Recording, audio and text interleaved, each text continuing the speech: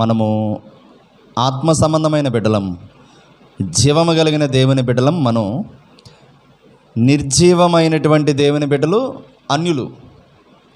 So అన్యులు ఉన్నారు, మనము అన్యుల్లో నుండి మనం ఏమయ్యాం? వేరయ్యాం. అన్యుల్లో నుండి మనం ప్రత్యేకించబడ్డాం.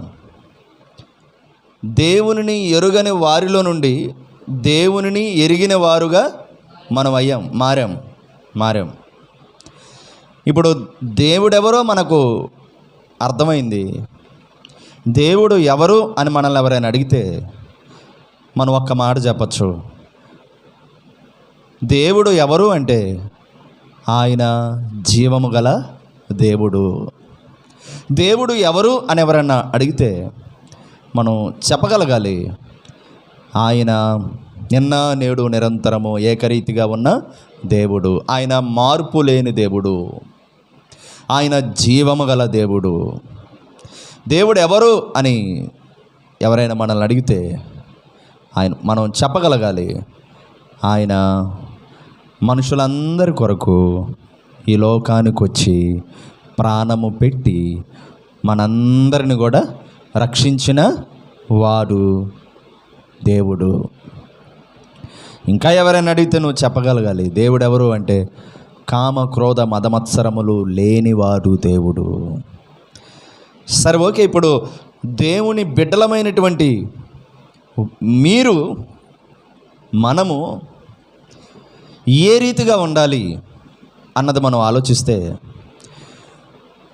ఈ లోకంలో ఉన్నవారు మనల్ని చూచినప్పుడు, మన ప్రవర్తనను చూచినప్పుడు, మనం మాట్లాడే తీరు చూచినప్పుడు వాళ్లకు ఏమనిపించాలి? వీరు దేవుని బిడ్డలే. మనం మాట్లాడే మాటను చూచినప్పుడు, మన తీరును చూచినప్పుడు, మన బ్రతుకును చూచినప్పుడు ఇతరులకు అనిపించాలి, వీళ్ళు నిజంగా దేవుని బిడ్డలేనా? దేవుని బిడ్డలే, దాని పక్కన నా యాడ్ చేయండి, దేవుని బిడ్డలేనా అంటే అక్కడ మారిపోతుంది. అంటే ఇప్పుడు నిజ దేవుణ్ణి చూపించవలసిన వారు ఎవరు? మనమే. నిజదేవుడని కేవలం నోటి మాటలతో చెప్పినంత మాత్రాన చాలదు. నిజదేవుని బిడ్డలుగా చెప్పబడుతున్న మనము ఈ లోకానికి చూపించాలి. ఎలా చూపించగలం? నాలా తెల్లబట్టలు వేసుకొని బైబుల్ చేతుల్లో పట్టుకొని దేవుని మాటలు చెప్పినంత మాత్రాన చూపించగలమా? గుడ్ ఫ్రైడే పండగ వస్తే చీరాల ప్రాంతంలో ఓవర్ బ్రిడ్జి మీద ఏసయ్య గెటప్ వేసుకొని, ఏసయ్యలాగా జూలు వేసుకొని, తెల్లటి బట్టలు వేసుకొని, సిలువ మోసుకుంటూ ఆయన వెళ్తూ ఉంటారు. వెనక నుండి కొంతమంది రోమా సైనికుల్లాగా మారి డెకరేషన్ చేసుకొని కొరడాలతో కొడుతున్నట్టు ఉంటారు. సో ఇప్పుడు ఏసయ్యను మనం చూపించాలంటే ఏసయ్యలాగా జూలు పెంచుకోవాలా? ఏసయ్యలాగా వస్త్రం మార్చుకోవాలా? ఏసయ్యలాగా సిలువ మోయాలా? ప్రియమైన దేవుని బిడ్డలారా, యేసయ్యను మనం చూపించాలంటే అపోస్తలుడైన పౌలు గారు ఒక మాట అంటాడు, మీరు నన్ను పోలి నడుచుకొనుడి, నేను క్రీస్తుని పోలి నడుచుకున్న ప్రకారము మీరు నన్ను పోలి నడవండి అంటాడు. అంటే ఇప్పుడు పౌలు గారు చెప్తున్న మాట ఏంటంటే, మీరు నన్ను పోలి నడిస్తే ఇదిగో మీరు యేసయ్యను పోలి నడిచినట్లే అన్నాడంటే, పౌలు గారు యేసయ్యను పోలి నడుస్తున్నాడు, యేసయ్యలా నడుస్తున్నాడు, యేసయ్యలా బ్రతుకుతున్నాడు. అసలు మనము దేవుని మందిరంలోకి వస్తే యేసయ్య పాటలు ఎన్ని పాడతామో లెక్కలేదు. ఈ నెల మీటింగ్లు పెట్టిన దగ్గర నుండి కొన్ని వందల పాటలు పాడాం మనం, కొన్ని వందల పాటలు. మనము దేవుని నమ్ముకున్న దగ్గర నుండి కొన్ని వేల పాటలు పాడు ఉంటాం మనం, లెక్కలేదు.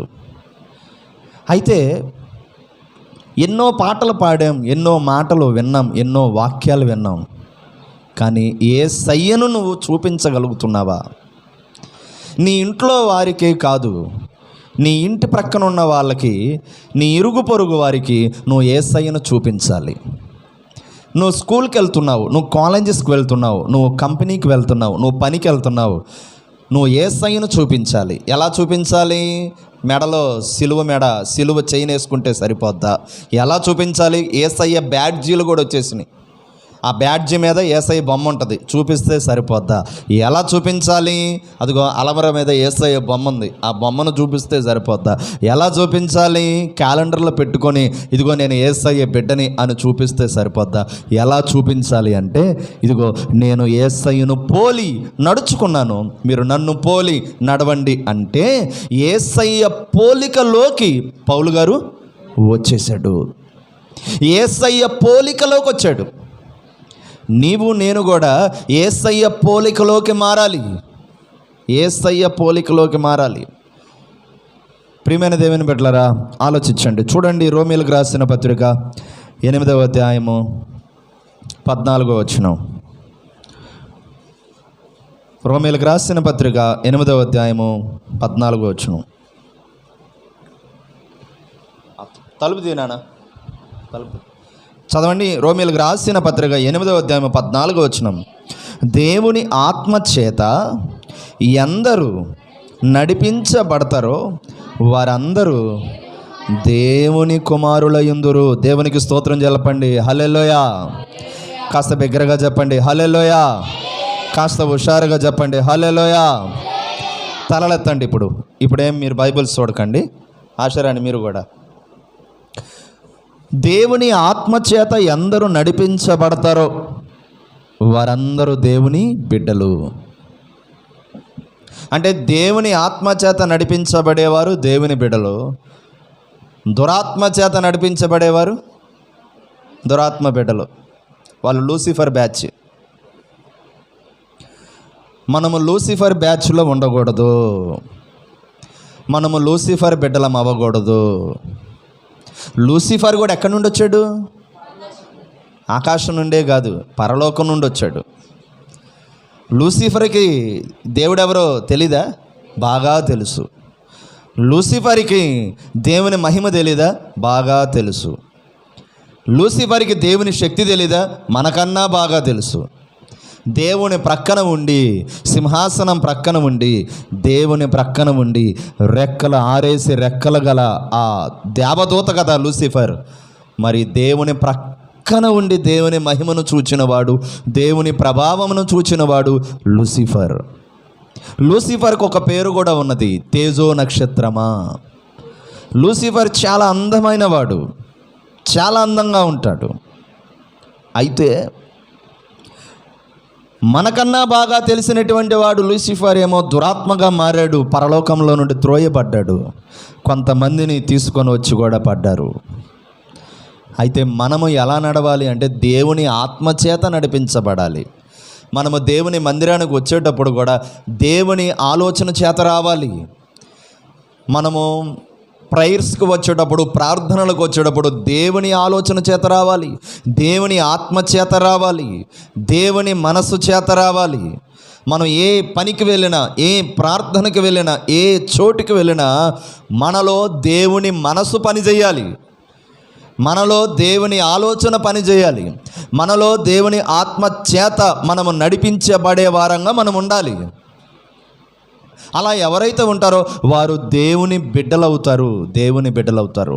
కేవలం బైబిల్ పట్టుకొని వచ్చినంత మాత్రాన, ఇదిగో హల్లెలూయా చెప్పినంత మాత్రాన, కొన్ని వందల వేల పాటలు పాడినంత మాత్రాన, ఇదిగో నాకు వలె మౌతు పట్టుకొని బలిపీఠ మీద నిలబడి దేవుని వాక్యాలు చెప్పినంత మాత్రాన, పోలికలో దేవుణ్ణి చూపించకపోతే, బ్రతుకులో దేవుణ్ణి చూపించకపోతే, జీవితంలో దేవుణ్ణి చూపించకపోతే, క్రియలలో దేవుణ్ణి చూపించకపోతే నువ్వు దేవుని బిడ్డవి ఎప్పటికీ కాలేవు.